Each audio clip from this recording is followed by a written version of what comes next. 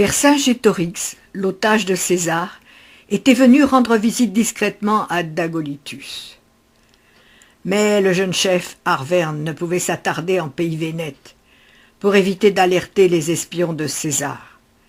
Et nous l'accompagnâmes dans la cour tandis qu'il rejoignait ses compagnons et serviteurs. Lorsqu'il fut en selle, il se pencha vers moi. « Oël, si César envahit vos terres, ne le combattez pas à pied. Vous n'êtes pas de taille à vous mesurer à ses légions. Rusez, brûlez les habitations et les fourrages sur son passage, pour qu'il ne puisse pas se ravitailler. Repliez-vous sur vos forteresses de mer, et s'il réussit à donner l'assaut, évacuez-les et enfoncez-vous dans vos terres.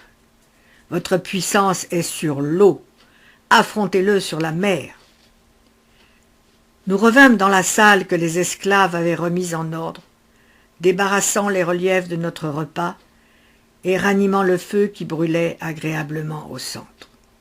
« Ton père et moi, » commença Dagolythus en s'asseyant, « nous avions projeté d'allier nos deux familles et d'unir ton frère Athépomaros à ma fille aînée, et toi-même à sa sœur.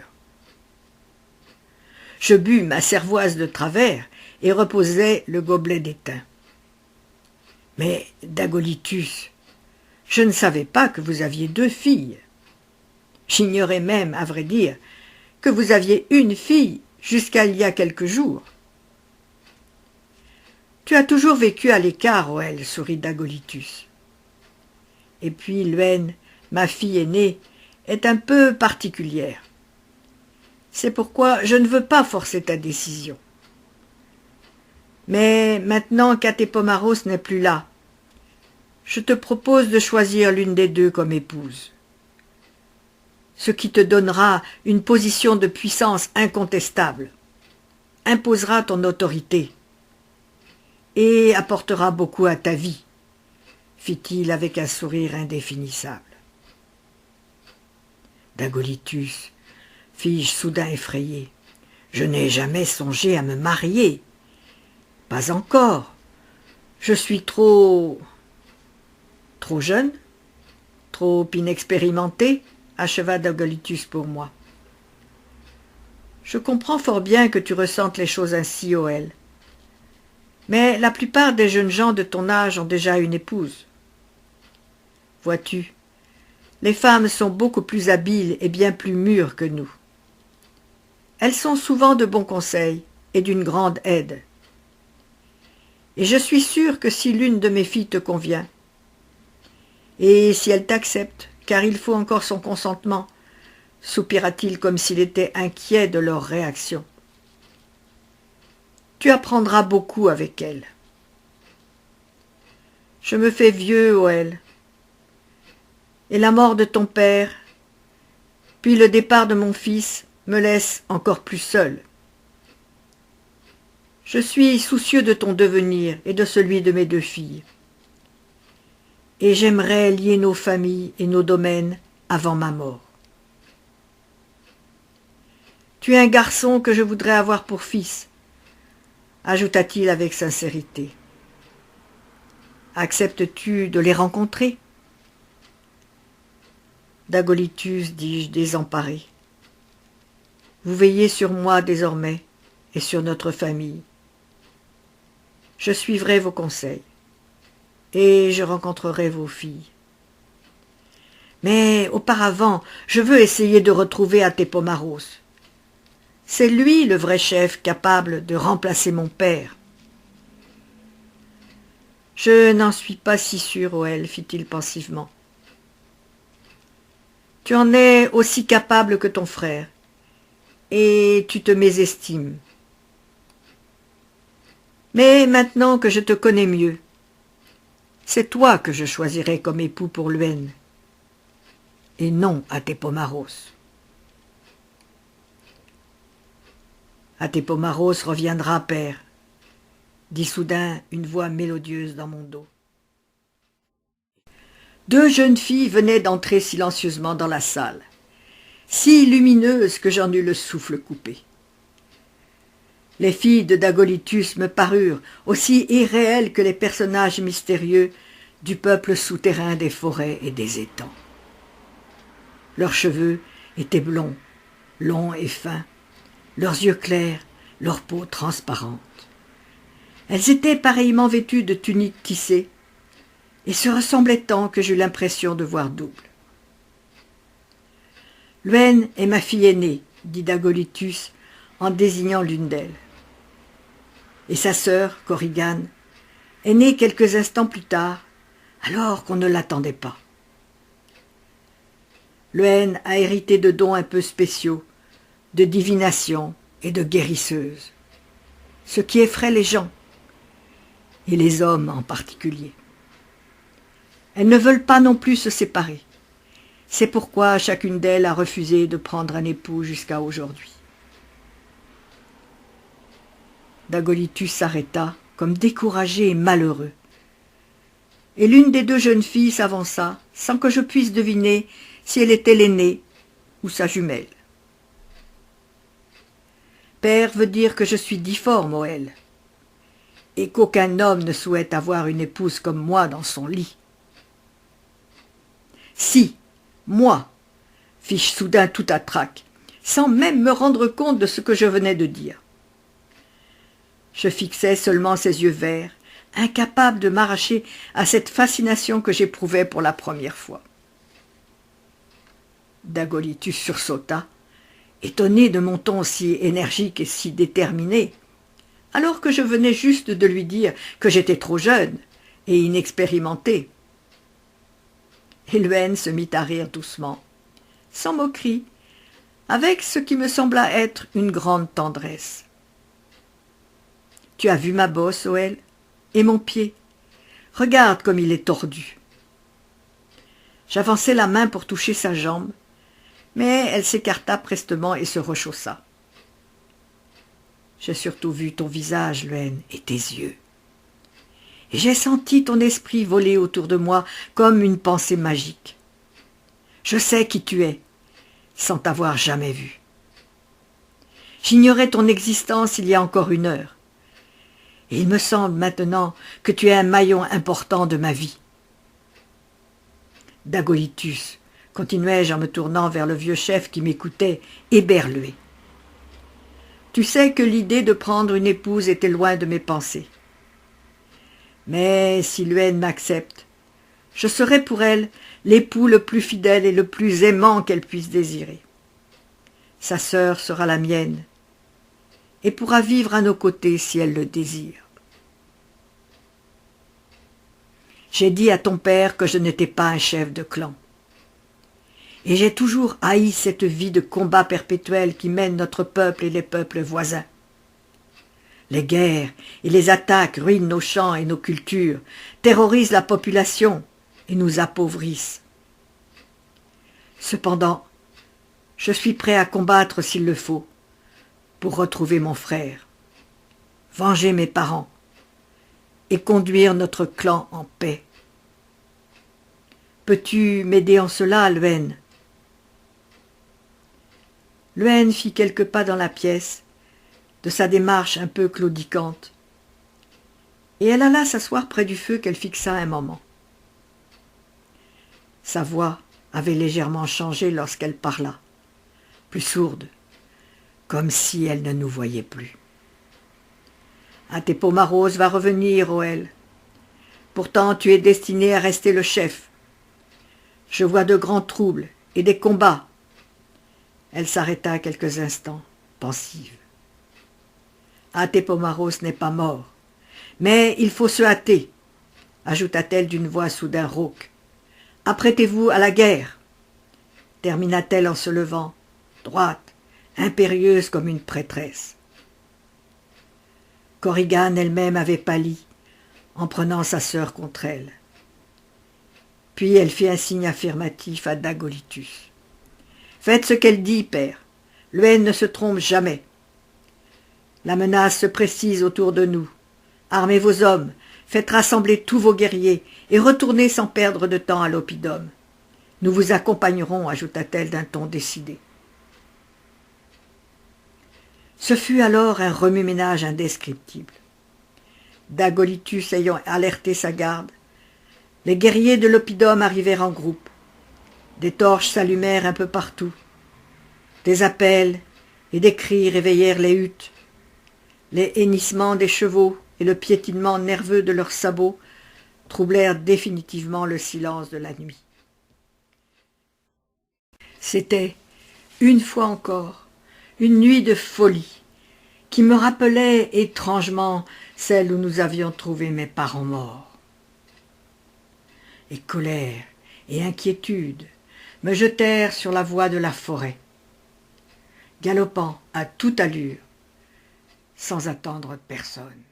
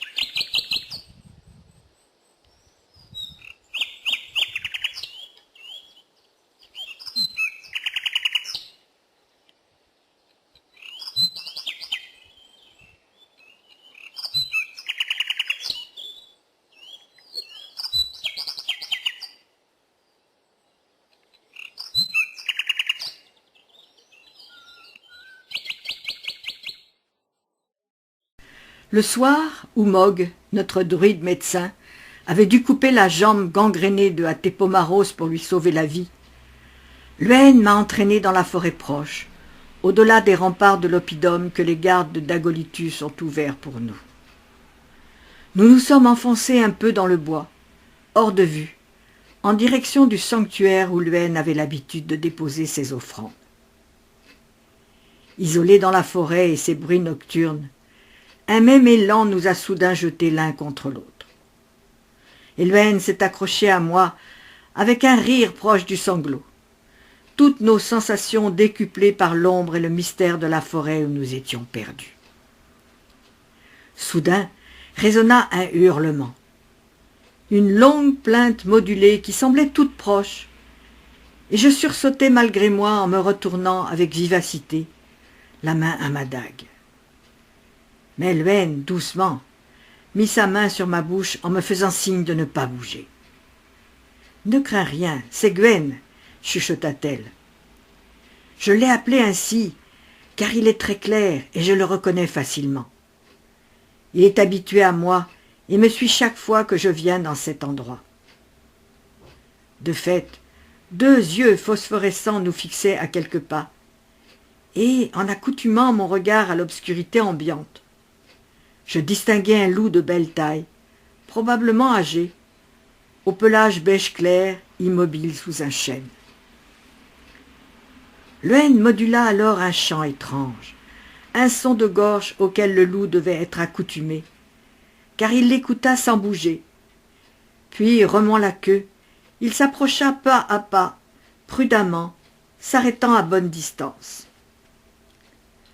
Luen, en murmurant de ne pas m'inquiéter, fit les derniers pas et franchit la distance qui la séparait de Gwen, sans brusquerie ni hâte.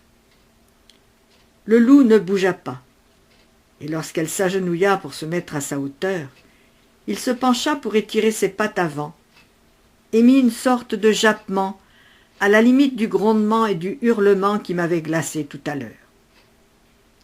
Puis, sans crainte après ce salut, il s'éloigna pour s'enfoncer au cœur de la forêt. Je restais médusé de cette emprise de Luen sur le loup sauvage.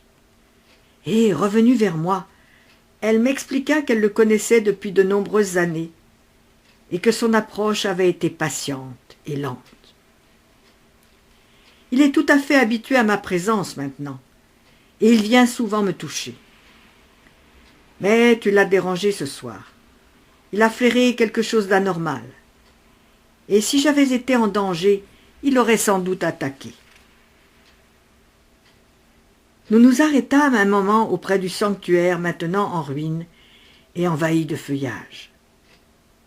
une petite statue grossièrement taillée et un crâne humain étaient placés sur une grande pierre plate en granit.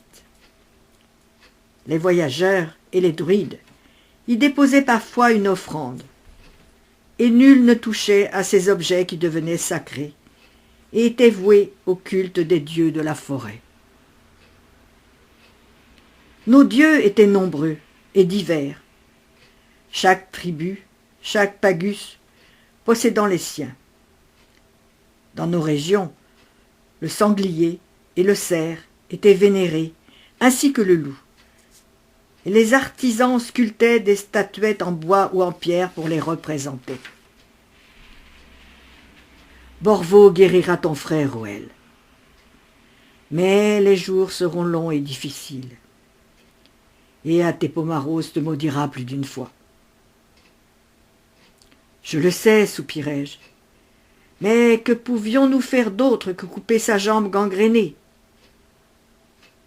Lorsque nous nous sommes rencontrés, la toute première fois, tu m'as prédit qu'il reviendrait, mais que je devrais rester le chef.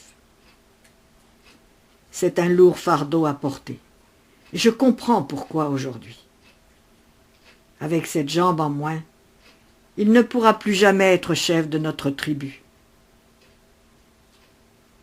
Il est destiné à autre chose, Oël, je le pressens, mais je ne sais rien de plus. Tout cela s'éclairera avec le temps.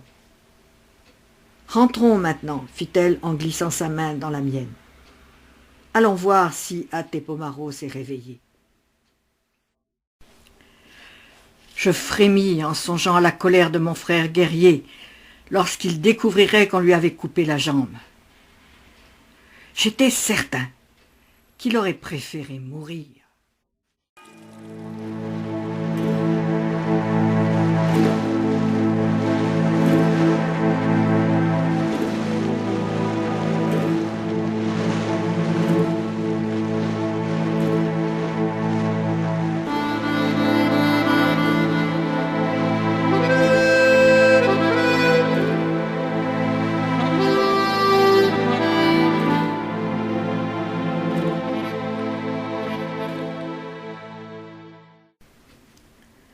Malgré sa jambe de bois, Athépomaros était plus à l'aise sur son bateau que sur terre. Et c'est lui qui prit la tête de notre flotte, avec Dagolitus, lorsque César nous attaqua. Loin de fuir comme les Romains l'avaient cru, nos bateaux puissamment carénés franchirent à toute allure la distance qui les séparait des galères romaines, et poussés par un bon vent, les écrasèrent. J'entendis de loin les hurlements des hommes broyés par l'étrave de nos navires, le fracas des galères brisées par ces mastodontes qui s'ouvraient un passage et semaient la mort. Et puis, d'un seul coup, le vent tomba, et le cauchemar commença. 3 ou 4 bateaux à la fois contre l'un des nôtres. Les Romains se lancèrent contre nos géants, immobilisés par la bonasse. Ils s'enfoncèrent au cœur de notre flotte, sous les vociférations de nos marins désarmés qui assistaient, impuissants, à la mise à mort des bateaux voisins en attendant leur tour. Je dus regarder, sans pouvoir intervenir, l'assaut donné aux navires de Dagolitus et de Athépomaros, qui, les premiers, se trouvaient à leur portée. Je vis Dagolitus à la proue de son bateau, encourager ses hommes à résister. Et toutes les pierres, tous les projectiles que je l'avais obligé à charger à bord furent lancés adroitement par ses guerriers, touchant leur but et blessant mortellement les Romains qui reculèrent enfin. Les galères s'éloignèrent.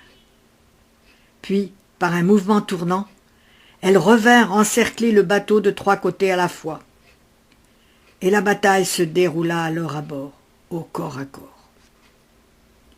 Pendant cet intermède qui avait obligé Dagolitus et ses hommes à se protéger et à combattre sur le pont, la dernière galère s'approcha de la proue, sans être inquiétée, avec un instrument que je n'avais jamais vu, une sorte de longue perche de bois que les Romains tendirent vers les voiles. Ils essayent de couper les vergues et de déchirer les peaux, gémit Mogg. Des corps tombèrent à l'eau, d'autres sur les galères romaines, où le combat reprit. Et je vis Dagolitus se porter vers le point d'attaque pour repousser la faux qui tirait sur ses gréements. Mais la galère ramait fermement pour s'éloigner, et les voiles se déchirèrent tandis que Dagolitus, aidé de ses hommes, tentait désespérément de les retenir. Les Romains lancèrent alors des traits enflammés et des flèches, dont l'une atteignit Dagolitus qui disparut. La galère emporta les cordages qui battirent le long de la coque, et j'entendis les hurlements de triomphe des Romains, et le bateau de Dagolitus fut abandonné à son sort dans le courant. Athépomaros, qui n'avait embarqué ni flèches, ni pierres, résista moins longtemps. Les marins furent décimés sur le pont, et lorsque la faux attaqua sa voilure, il était déjà en feu. Les galères romaines s'éloignèrent enfin de l'endroit, à la recherche de nouvelles proies au large, et je fis signe à mes rameurs. Je veux tenter de sauver Dagolitus et mon frère s'il en est encore temps. Nous tracterons le bateau s'il est en état, criai-je. Cachés de la flotte romaine par leurs flancs, nous pûmes aborder sans encombre pour nous ranger le long du bord du bateau de Dagolitus. Le feu consumait l'arrière du navire, et je fis signe à mes hommes de l'éteindre en faisant la chaîne avec des seaux de bois.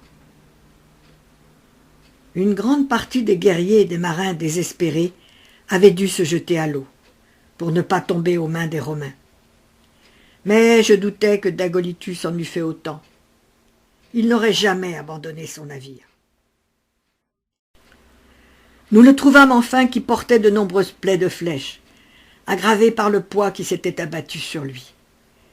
Il n'était pas mort, et son regard hanté me reconnut, mais il ne put articuler aucun mot. « Dagolitus, je vais te tirer de là, assurai-je. De l'eau, vite !»« Essaie de le soigner, dis-je à Mogg. Je dois aller sur l'autre navire voir si je peux encore sauver mon frère. Je vais revenir le plus vite possible. » Je redescendis sur la galère que j'avais fait construire dans un moment de doute, et nous fîmes force rames vers le bateau de Athépomaros qui flambait et s'éloignait doucement, entraîné par le courant. Nous étions maintenant à découvert, face à l'armée romaine qui continuait son carnage, et nous n'entendions plus depuis longtemps aucun de nos carnacs de guerre. Je savais bien que je ne pouvais à moi seul sauver la flotte vénète, mais le spectacle qui m'attendait à bord du bateau de mon frère était terrible. Tous les guerriers gisaient sur le pont, morts. Athépomaros au milieu de ses hommes, la gorge tranchée et la jambe de bois arrachée. Je hoquetais d'horreur et le pris dans mes bras en sanglotant sans me soucier du feu, jusqu'à ce que l'on vienne me tirer par le bras. « Chef, il faut repartir. Un bateau romain nous a repérés. Vite, Oël, vite. Plus de temps à perdre. Le bateau va s'embrer. Tout l'arrière s'enfonce déjà. » « On emmène Athépomaros, décidai-je. Nous quittâmes les lieux au moment où le navire d'Athépomaros sombrait effectivement, afin de rattraper celui de Dagolitus, que le courant avait entraîné loin du carnage, tandis que la bataille continuait au large, et que les galères romaines fonçaient sur la tête des hommes qui s'étaient jetés à l'eau pour les noyer, ou coupaient sans pitié les mains qui s'y accrochaient. La marée descendait. Le vent reprenait peu à peu de la force, et dans le soir tombant, j'aperçus quelques voiles vénètes encore intactes se gonfler à l'horizon et disparaître. Tous nos bateaux n'avaient pas été détruits. Ceux qui étaient plus loin en mer avaient eu la chance de pouvoir s'échapper dès le retour du vent, et ils devaient maintenant faire voile vers le nord et l'île de Bretagne. Je revins alors m'asseoir près de Dagolitus et lui pris la main. « Mogg, Comment va-t-il » Maug fit une grimace désespérée et secoua la tête tandis que je parlais doucement à Dagolytus pour le rassurer. Mais il était déjà hors d'atteinte. Il ouvrit encore une fois les yeux pour me fixer intensément, essaya de lever la main vers mon visage en esquissant un mot que je crus être « adieu ».